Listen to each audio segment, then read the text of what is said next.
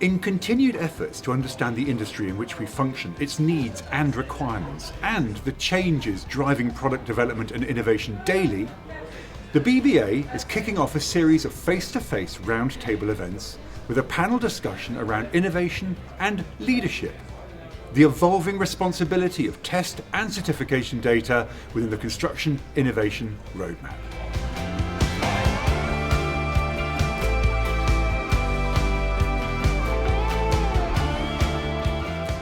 Let's consider your predictions around growing data drivers that will drive industry product innovation over the next 5 to 10 years. Now, to kick off this topic, I'm going to be turning just to my right to Hardy. Hardy Giesler, you're the CEO of the British Board of Agreement, the BBA, and it's fair to say you have experienced the sharp edge of a wide range of industries over the last 3.5 decades since you started out as a graduate trainee with Caltex all that time ago. But looking specifically at construction, it's quite often been said that this industry can be very slow to pick up new technology. What would you say to that? Thank you very much. I think the timeline of change is not being set by us, or probably not being set by anyone around this table. I think a lot of things have happened in our industry. If we look at Brexit, we look at what's happening in Grenfell, if we look at the significant demand for housing that we still find a challenge year on year, decade after decade, and as an industry we need to respond to that. And this is not something where we can decide we will do it in a particular style or particular timescale. I think it will have to happen very, very quickly. And part of today's forum is to see how we can start pulling together even more so we can accelerate that process. Okay. Well, let me turn to John Leake.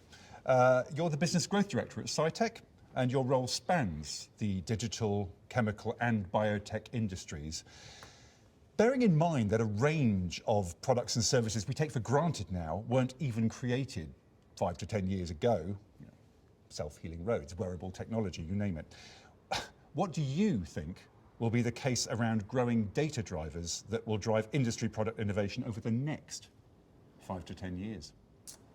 Thanks. I suppose part of it is actually that there's technology out there which enables organisations to create and analyse more data.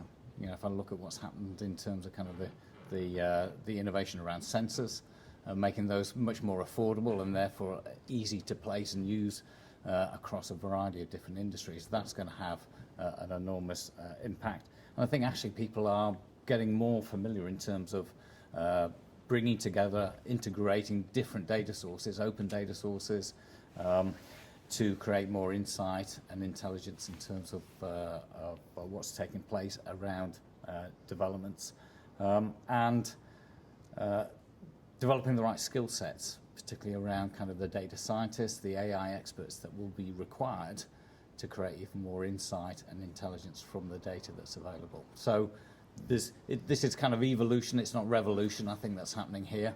There are a whole load of facets that can slow that process down. But we're seeing step changes certainly into manufacturing, which has probably kind of got the closest alignment with what you will see in the construction industry. And that's probably been taking place now over the last 5 to 10 years in terms of kind of integration of more industrial digitization technologies, much more to come. But actually something which has been developed and I think supported both at a sector level, but actually even at a country level in terms of the amount of funding and resources that have been put into that by the UK government. Right. Now, I'm seeing some nods around the table on that one. Jonathan Williams, you're the CEO of the software data specialist Zerini. I know you've designed and built systems for many of the top-tier investment banks over, 20 years? That's right, yes. Yeah, now, bearing in mind an article in The Economist in 2018, which stated, the world's most valuable resource is no longer oil, but data. Is data the new oil? That's right, yeah. I mean, that has been said. Data is the new oil, and the proliferation of data over the last 10, 15, 20 years has been huge.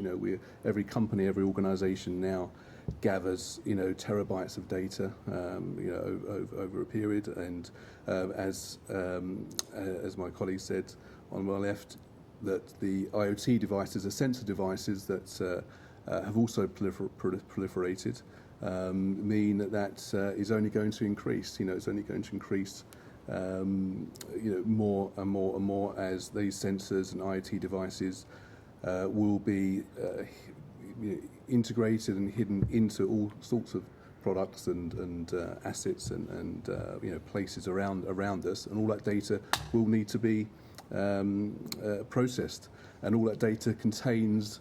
The point is that data can contain huge amounts of value, huge amounts of insights that just needs to be unearthed and exploited. I mean, it's a passive thing, data. You can't just collect it and hope it works for you. You've got to actually actively, seek to piece it all together, to connect it, to join the dots between it, and extract the value that it has.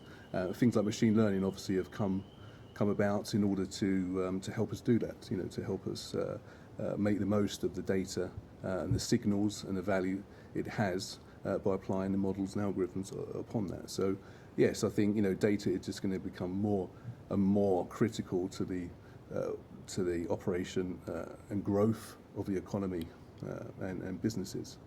So predictions-wise, anything in particular you think this is going to be the real driver?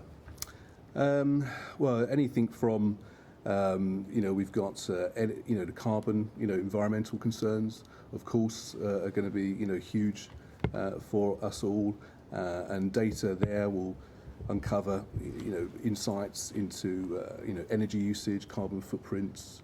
ESG, for example, is a massive thing. So that's going to be a really big data driver. Again, it goes back to the sensors that we'll have into in the assets, and given those real-time feedback of measurements and things around the environment, and also with with remote working, with the pandemic that's shown us that data also needs to be disseminated across a wide area and across many different people at the same time who won't be co-located in the office. So it's important to get the data delivered to the different people, the different parts of the organisation at the right time, in the right format, in the right place to the right people. So it's going to be really important to for us to manage and get hold of the data that we're seeing day to day. Thank you. Well, I know a number of you actually want to come back on that, so we're just going to start by coming back to John, who wants to respond. I was going to say, I think digital twinning is something that we will start to see much more prevalent in the industry. It's happening across a variety of sectors in terms of, from the whole sort of design part of the process, creating that digital equivalent, which allows you then to both as part of that design process, but actually evaluating what will need to change, what will be the impact of changing of buildings over what may be a matter of decades.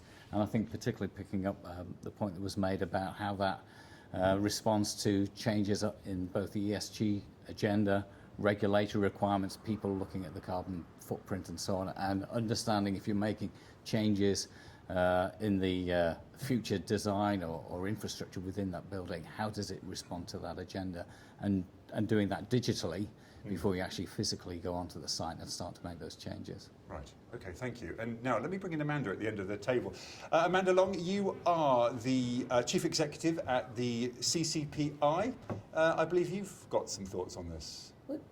Just one of the key drivers, so picking up on a couple of the points that's been made, key data drivers will be for transparency and accountability.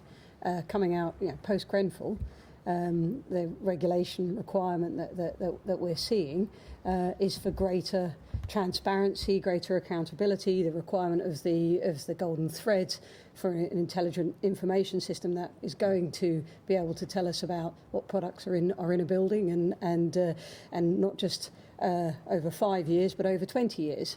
So for me, an absolute key drivers is the demand for greater accountability and responsibility for what's going into buildings, what products are there, how long they're lasting, and what is behind that product.